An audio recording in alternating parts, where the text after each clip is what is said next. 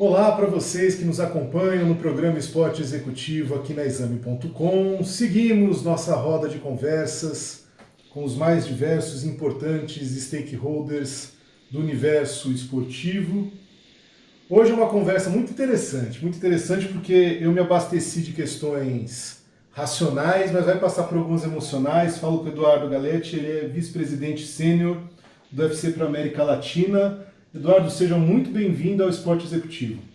É um prazer estar aqui contigo, Vinícius. Espero contribuir aí para a gente bater um ótimo papo. Vamos lá. Eduardo, eu podia começar com números e tudo mais, mas eu vou de trás para frente nessa história, porque nós estamos gravando esse programa no dia 4 de novembro e pouquíssimos dias atrás, acho que 3 ou 4 dias atrás, teve a despedida do Anderson Silva do UFC. E o Anderson Silva é um indivíduo que, você vai poder explicar isso muito melhor, mas ele de alguma forma foi um divisor de águas, de audiência, de conteúdo, de atenção dos brasileiros para o UFC. Primeiro que eu tinha ouvido esse aspecto, depois eu vou fazer uma segunda ponderação. Como é para a marca perceber todo um crescimento, um ápice e agora a despedida de alguém que movimentou a marca num país que eu tenho certeza que é importante para você, como é o Brasil. O Anderson foi fundamental. Todo mundo sabe. Assim, a gente tem uma primeira... O UFC ele tem a base dele é no Brasil, é no Rio de Janeiro, né? Onde tudo começa. Então, já existia um carinho muito grande do brasileiro com o esporte, né? Quase como uma apropriação como o esporte brasileiro que foi criado aqui, que é o berço. Isso vai para os Estados Unidos, ganha um outro formato, vai para o Japão durante um período, volta para os Estados Unidos quando os Fertitas compram, junto com Dana White, começam a desenvolver isso, e no Brasil ele continua tendo relevância, as pessoas continuam consumindo conteúdo, ainda em VHS naquela época, até o momento que realmente aparecem caras que conseguem entrar no mainstream, né?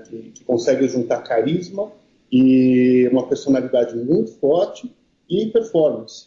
Foi o Anderson Silva, né? Então, meados de 2012, 11, o Anderson Silva explode completamente, né? Todo mundo quer saber quem é esse cara. As audiências estouram, naquela época ainda na Rede TV, né?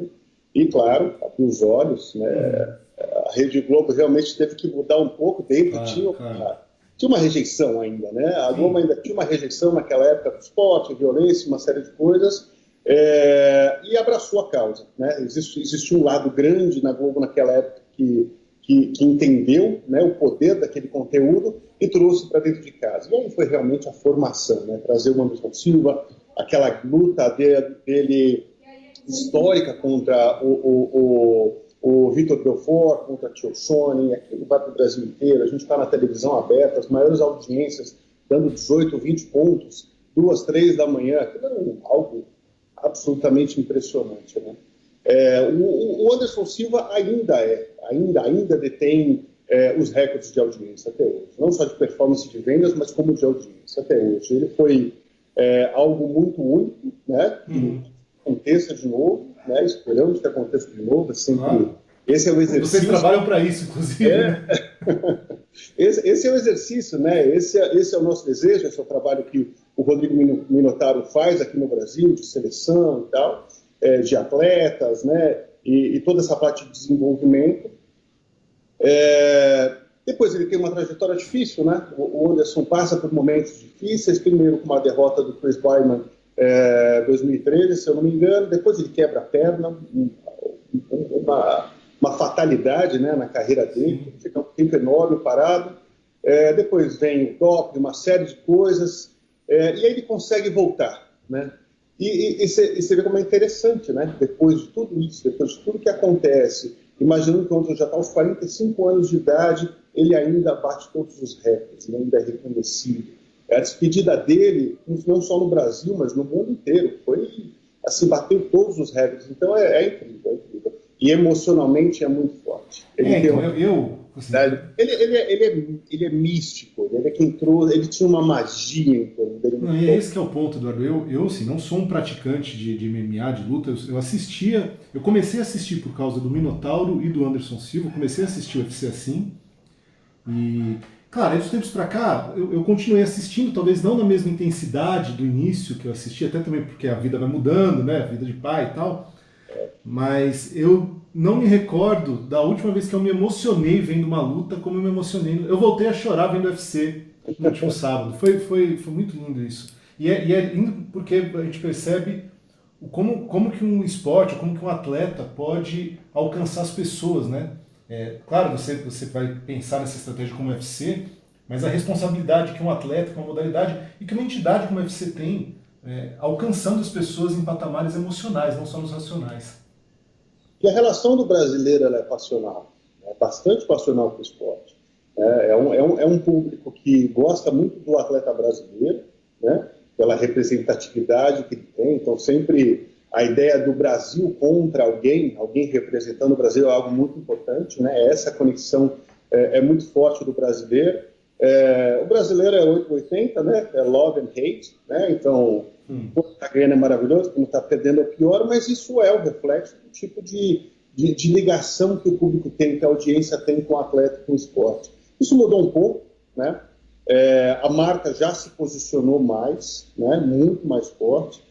Você imaginar que hoje a gente bate recordes de audiência em mídias sociais, hoje as audiências são maiores do que na época do Anderson, né? Então, isso é algo muito expressivo e muito importante. Então, a gente consegue ver isso de duas formas diferentes. A gente teve um atleta, né, que era um grande drive do negócio, do grande drive comercial do nosso negócio, e hoje a gente tem a marca mais fortalecida ainda, né, não tão dependente de atletas, né, claro que o atleta ele sempre vai ter que fazer, né, os arcos, né, de ganho, né, de performance, mas a marca se estabilizou muito forte. Mas, de qualquer forma, é emocionante, é um adeus emocionante para ele. Eu fiquei absolutamente emocionado e tive grandes experiências. Né? O walk-in do Anderson Silva para o DMX, para mim, era um dos momentos mais lindos do UFC. Legal. Você falou dessa independência, a presença digital do UFC nas redes é muito grande. Eu estava conversando, acho que uns 5, 6 programas atrás, eu estava com o Rodrigo Vicentini aqui da NBA, e eu falei para ele que ao longo da pandemia, 2 conteúdos circulavam muito no meu celular quando eu estava buscando imagem, que eram vídeos da NBA, as melhores enterradas da década, as melhores não sei o quê, e do UFC. O UFC, assim, os 5 melhores nocautes do Anderson Silva, os 5 golpes mais rápidos, alguma coisa assim. Então isso sempre vinha com uma diversidade muito grande. Então não é que eu assistia um vídeo, depois vinha o mesmo. Foram rankings diversos. E isso me fez assistir muito mais vídeos do UFC do que eu teria buscado assistir. Eu acho que essa é uma inteligência importante que vocês têm. E aí eu vou bater o olho que o UFC, que vocês têm no UFC Brasil, só no YouTube mais de 1 milhão de inscritos. Não é um número pequeno esse, né, Eduardo? É um número alto. E mostra uma presença muito forte no digital, né? Uma presença muito forte. E ainda com as limitações que a gente tem. Então você vai imaginar que a gente ainda tem algumas limitações. Os canais digitais são canais conceitualmente promocionais, de engajamento, de aproximação com a audiência, com os fãs, mas o grosso do nosso conteúdo não vai para as mídias digitais. Né? Os eventos ao vivo eles estão lá fechados no canal Combate, e ainda assim, não mostrando que a gente tem de mais valioso, que são os eventos ao vivo. Hoje a gente tem, deixa eu pegar os números aqui. Hoje, você comentou, o YouTube alcançou 1 milhão. Hoje a gente tem, somados, Facebook, Twitter, Instagram, são 8,3 milhões de fãs. Né? Então o impacto é enorme. Isso só no Brasil, né? Só no Brasil. Só no Brasil. O Brasil continua sendo o segundo mercado da marca, Eduardo? O mercado da marca. Uau. Em importância e em números. Né? Porque em importância, porque imagina que nós temos 80 mais atletas de 500, então 20% dos atletas do UFC são brasileiros, então a gente continua forte, continua... e claro, né, MMA, para a gente continuar se desenvolvendo no Brasil, a gente precisa do atleta brasileiro. Isso é muito importante no desenvolvimento do nosso negócio. Né? Outro número interessante aqui, por exemplo. Só em 2020 foram 724 milhões de visualizações e mais de 628 mil novos fãs. É um crescimento de 150% em minutos visualizados. Então, se imaginar... E aí é isso, esse é o comparativo que eu acho interessante a gente fazer. Porque, assim, a gente alcançou esses números e continua crescendo, né, já sem Anderson Silva, né, já sem já sem o Shogun lutando já um pouco menos, o Belfort já fora, a Cyborg fora. Então isso já mostra a nossa capacidade de renovação. Né?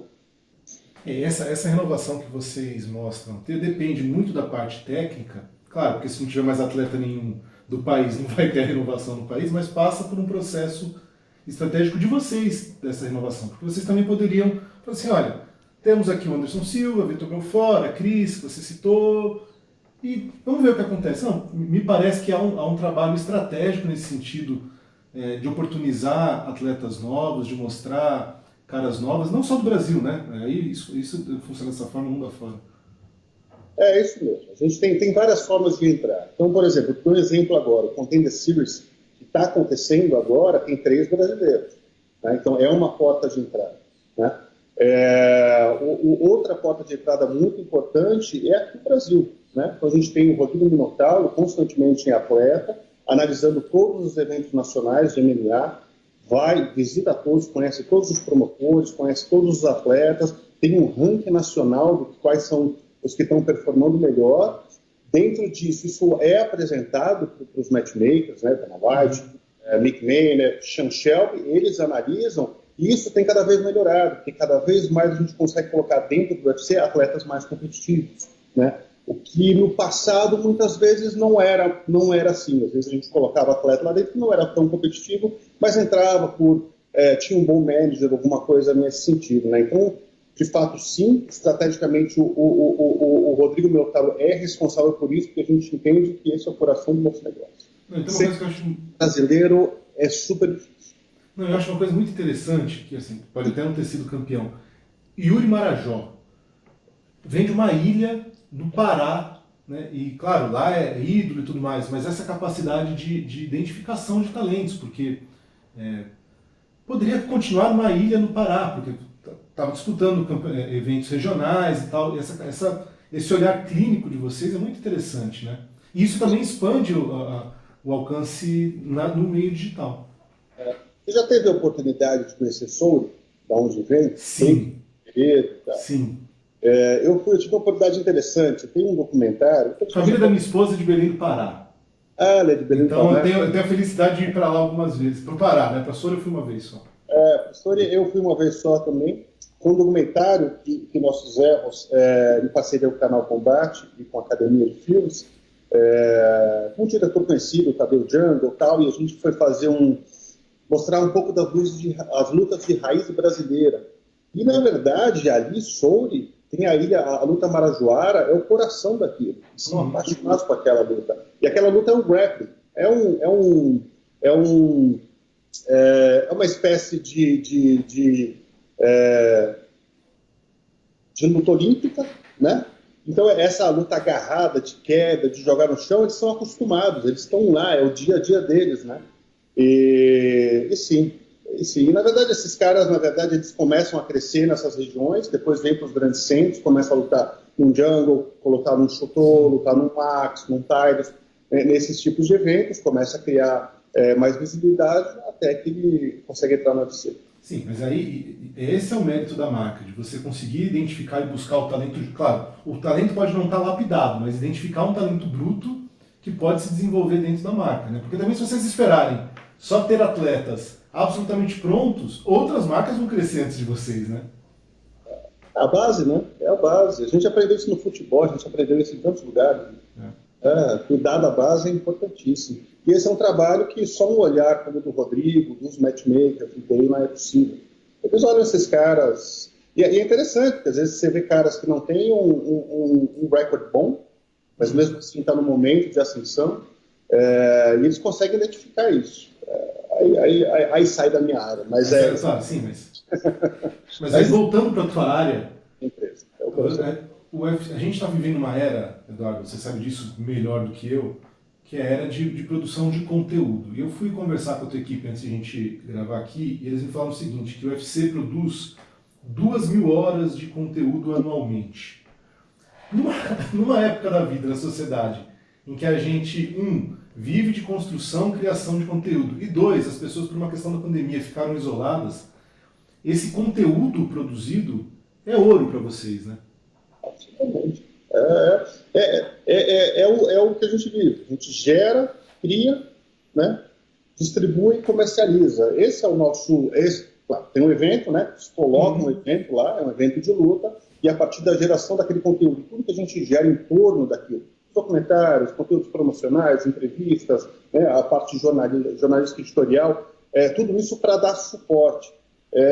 Um exemplo, né? Dentro da pandemia, a gente tem uma plataforma que chama UFC Docs. Tá? UFC Docs é um pouco da minha carreira. Eu entro aqui como um desenvolvedor de conteúdo, então ali desenvolvi muitos documentários, toda a parte de eventos ao vivo, é da onde eu entro aqui dentro. O UFC Docs se tornou um dos grandes assets durante a pandemia, que eram mais de 70 horas de conteúdo nacional produzidos aqui, contando a história dos atletas, contando a história da marca, mostrando o Minotauro, viajando o mundo inteiro, mostrando quais são as artes marciais que compõem o MMA. Então a gente não educa só o esporte, mas educa o atleta, educa a marca. Então o conteúdo é algo muito importante para a formação da marca. Isso durante a pandemia foi fundamental, foi enorme. O crescimento, a gente teve um crescimento durante a pandemia.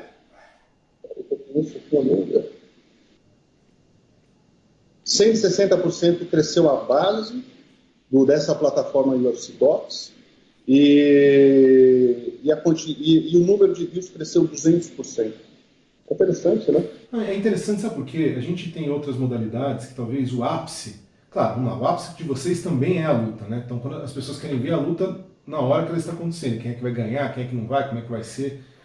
Mas o eco da luta, o eco das noites de UFC é muito grande, né? Então a pessoa pode ter muita vontade de acompanhar na hora da luta, mas isso reverbera durante muito tempo. Com esses rankings e tudo mais que você faz, isso é incrível. Porque o Davidson Figueiredo, ele luta. Não é uma pessoa, né, muito conhecida no mainstream. Depois que ele é campeão, as pessoas vão pesquisar quem é o Davidson Figueiredo. E aí entra nos nossos documentários, a história da vida dele, e começa a se engajar, começa a criar pontos de contato com esse atleta. Quando ele luta de novo, aí eu quero pagar para ver esse cara. Aí realmente eu quero estar lá dentro, aí realmente eu quero participar desse momento.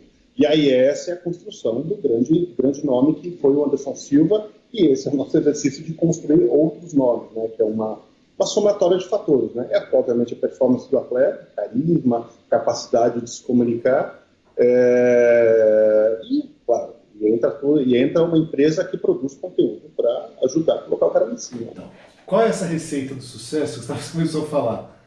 Um atleta ele precisa lutar muito bem, claro, mas ele pode lutar muito bem e não ser ídolo, não movimentar tanto assim o aspecto de comunicação, de imagem da marca. Então vocês tinham o Anderson, um cara que conseguia unir essas características. Vocês têm outros lutadores, acho que o Caim Velasquez durante um tempo, por mais que fosse quieto, tinha esse aspecto, o Brock Lesnar com aquela história de vida da luta livre com vocês. Qual é esse, caramba, achei um atleta que tem tais características? Qual é o sonho seu, Eduardo?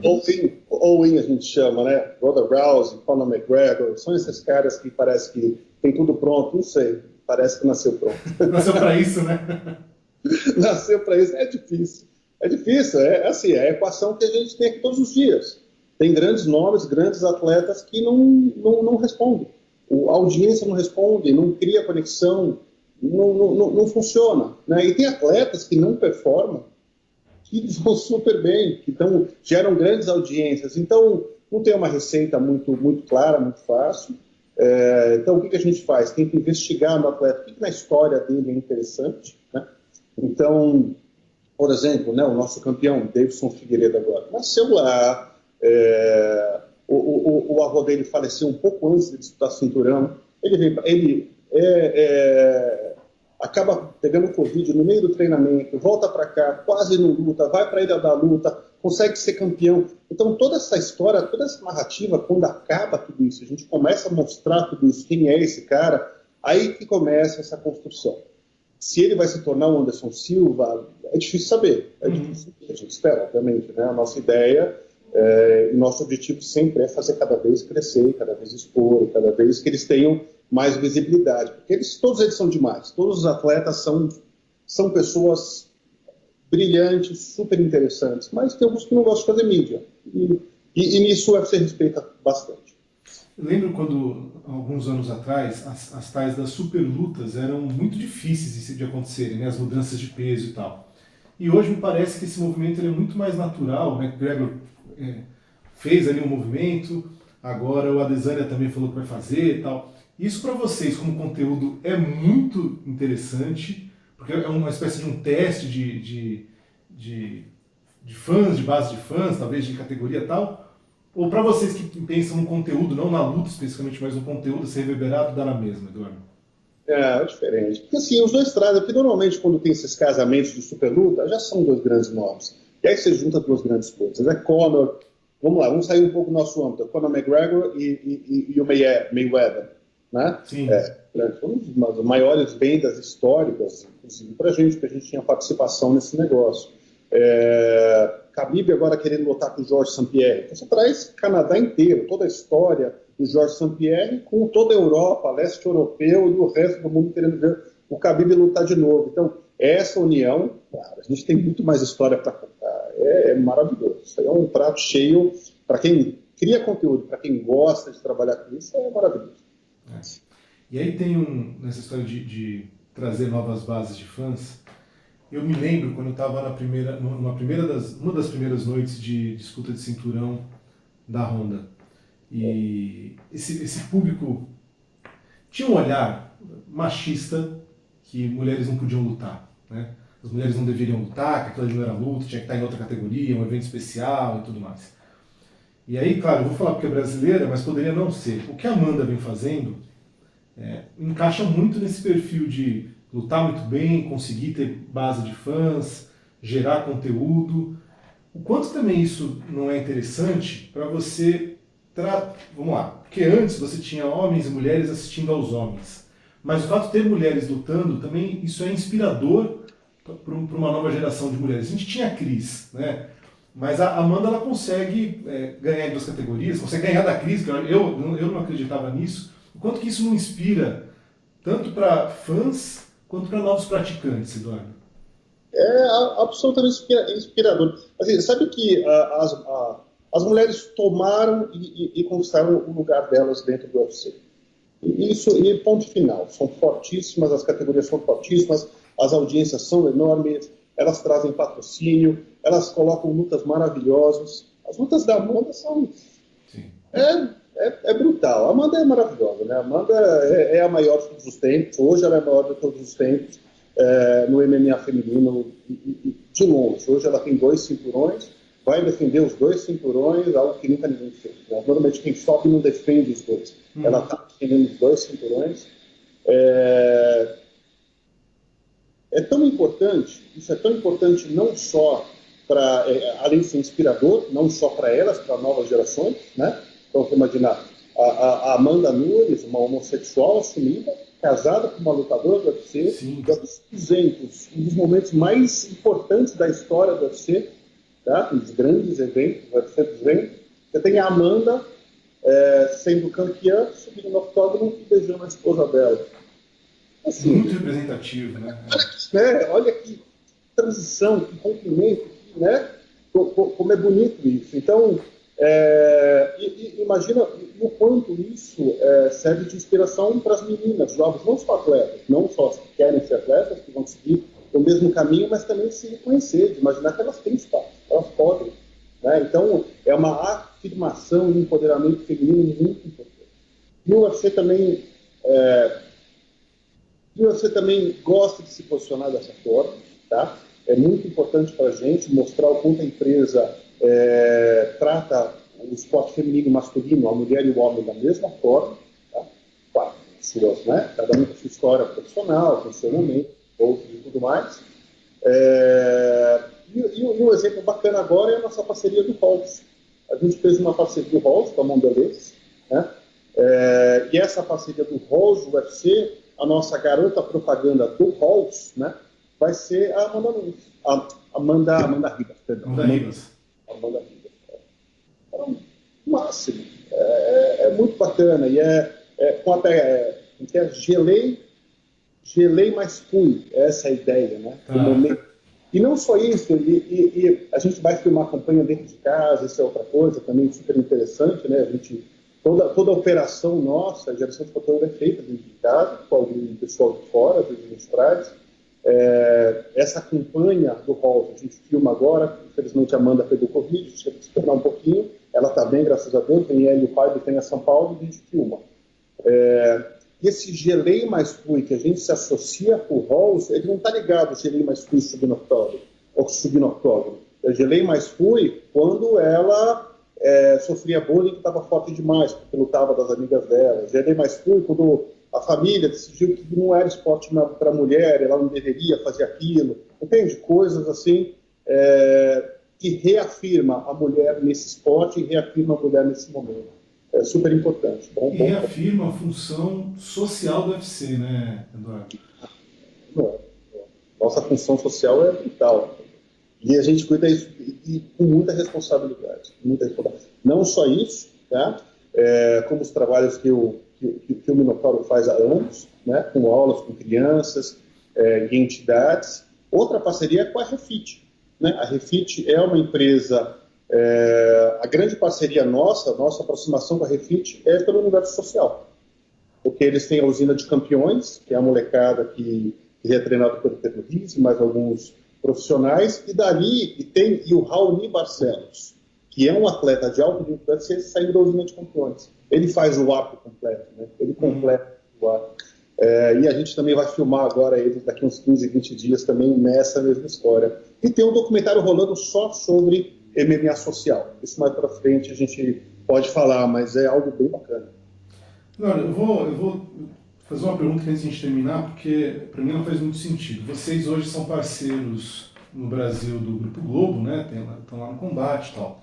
Mas vocês têm, ou vocês teriam, conteúdo para ser protagonistas da própria história no ambiente de mídia, né? Então, a gente tem visto aqui o movimento da Disney, por exemplo, chegando no Brasil, canais por assinatura que se lançam de forma individual.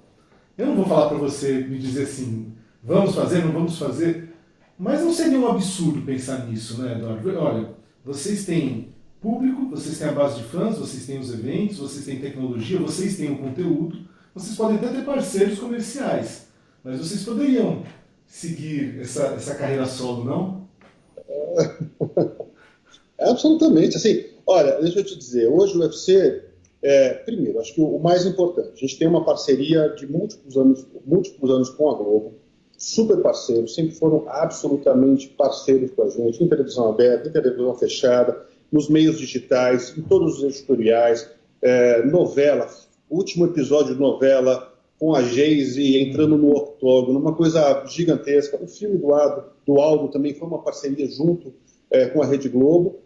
A gente tem mais alguns anos com a Globo. Hoje, né, eu estou à frente dessa renegociação com eles, de tentar essa extensão, de ver se a gente chega a algum comum acordo, claro, de reestruturar todo o negócio. Essa é uma necessidade. Nosso acordo é de 2012, então tem várias reestruturações que a gente tem discutido com a Globo.